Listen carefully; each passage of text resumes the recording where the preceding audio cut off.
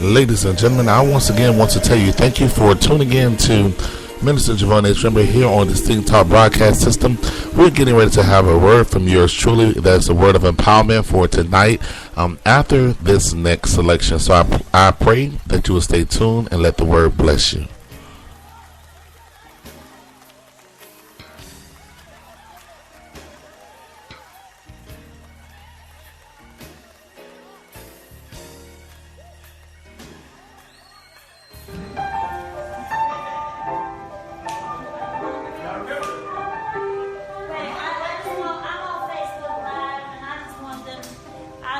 Tissue.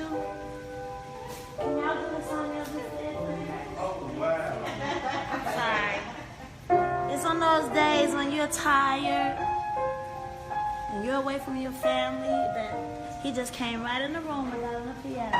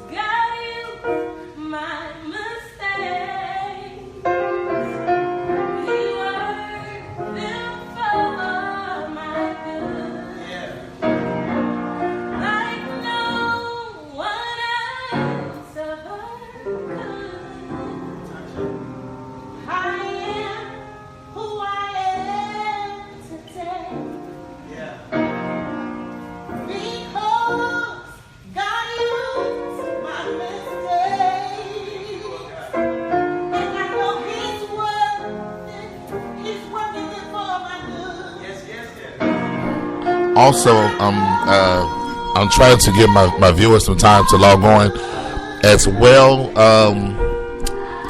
Trying to let the song minister to the people that's on my broadcast because I'm doing a dual broadcast to my Facebook friends. I'm letting you know what we're doing.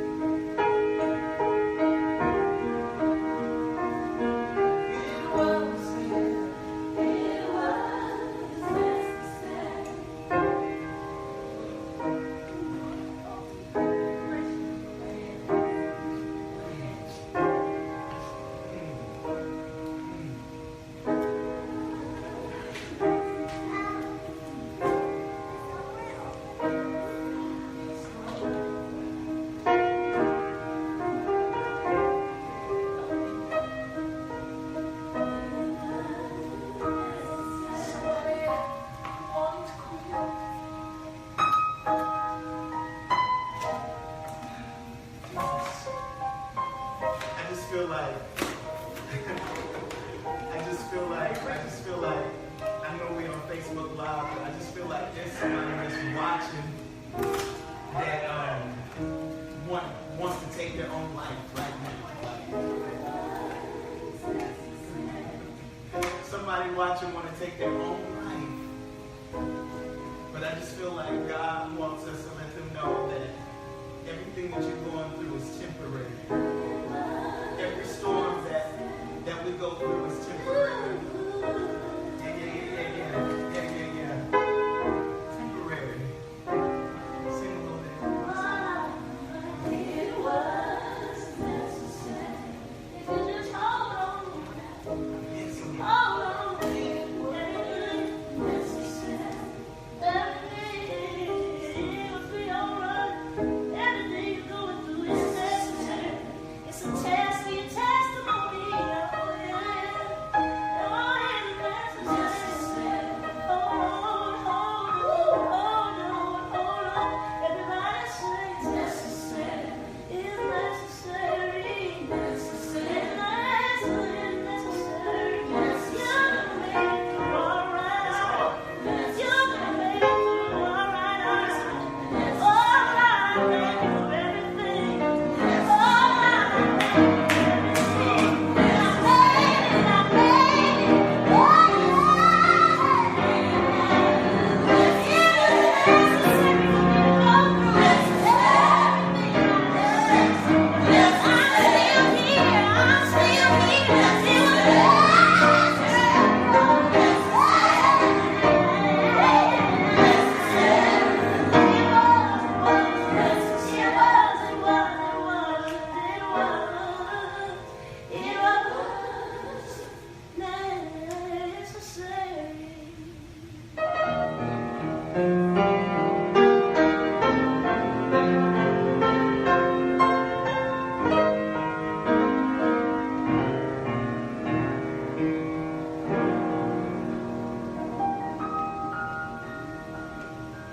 Wow.